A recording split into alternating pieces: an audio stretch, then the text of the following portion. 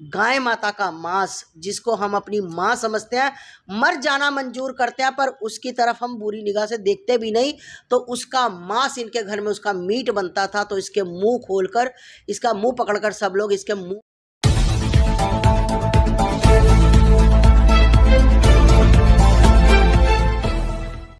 इस हिंदू लड़की ने बताया कि कैसे मुसलमान पति इनके मुंह में डालता था गाय का मीट और इन्हों को पता भी नहीं था कि वो मुसलमान मैं था। पंकज प्रधान, दैनिक कृष उजाला से। आइए चलो बात करते हैं आस्था माजी से।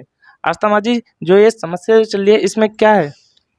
ऐसा है कि इस बच्ची को बहुत ज़्यादा पीड़ित किया गया।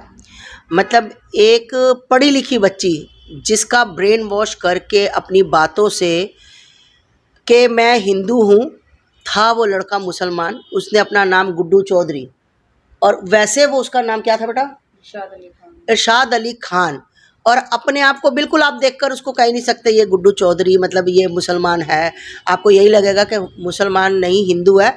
तो अपनी बातों में फंसाकर उसके साथ शादी की, शारीरिक संबंध बनाए। पहले उसको ब्लैकमेल किया गया, उसके साथ मतलब शारीरिक शोषण करने के बाद उसको ब्लैकमेल किया गया कि ये वायरल कर दूंगा, ये कर दूंगा, ज़बरदस्ती शादी की।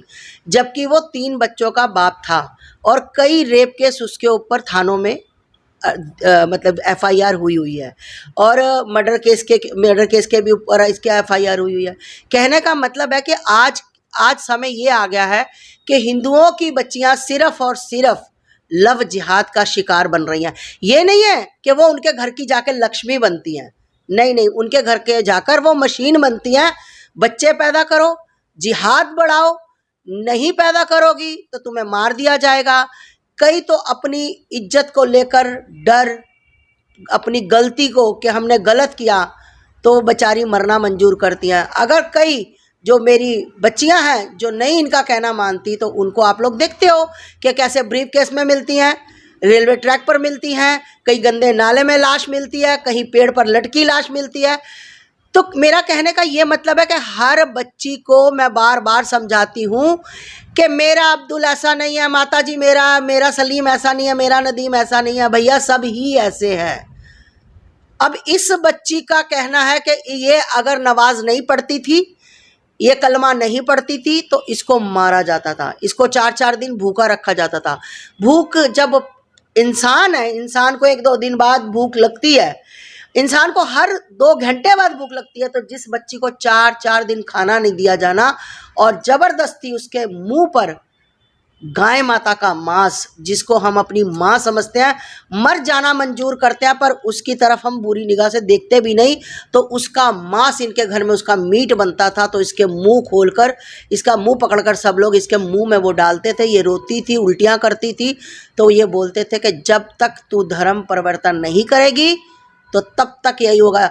उसने सिर्फ इसको अपना बनाने के लिए उसने सनातन धर्म के हिसाब से शादी की। उसने मुसलमान के हिसाब से नहीं, सनातन धर्म के हिसाब से, क्योंकि इनका एक ही फंडा है, कुछ भी करो, कैसे भी करो, हिंदू लड़की को अपने जाल में फंसाओ। चाहे तुम्हें गुरुद्वारा जाना हो, चाहे तुम्हें मंदिर जाना पड़े, इसके साथ तुम्हें कहीं तीर्थ स्थान पे जाना पड़े, पर तुम्हें, क्योंकि आपको पता बाहर से बहुत मोटी फंडिंग होती है।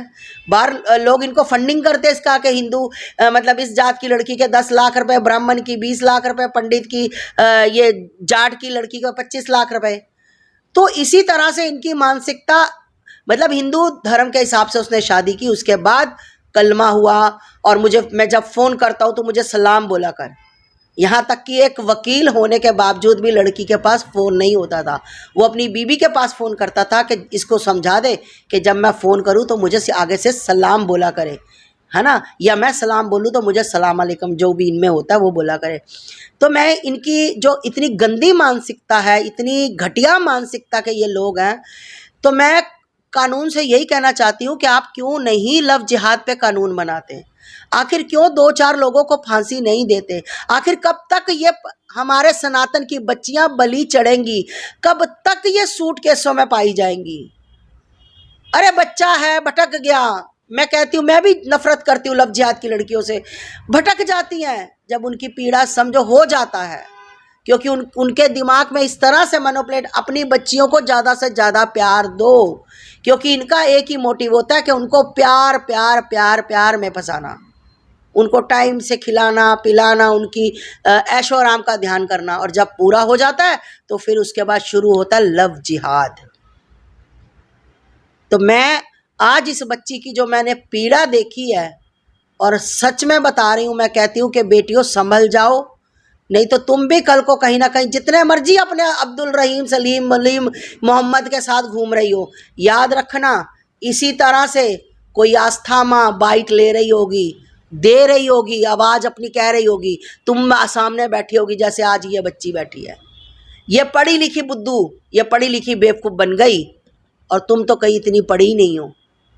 तो मैं यही चाहती हूँ भैया, इसकी आवाज़ पूरे देश विदेश में जाए, ताकि लोगों को प्रेरणा मिले कि हमें ये सिस्टम से बाहर निकलना है। माता जी, जो शादी हुई थी, शादी के कितने दिन बाद पता चला था ये मोमडन था?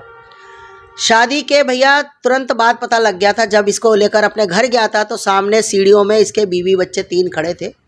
तो इसकी बीवी ने इसका कॉलर पकड़ के इसको इससे लड़ाई की कि मतलब तू तो ये नोएडा कह के गया था, तू ये क्या कर लाया? तो इसने कहा कि ये कौन है, इसने सोचा कि रिश्तेदार है।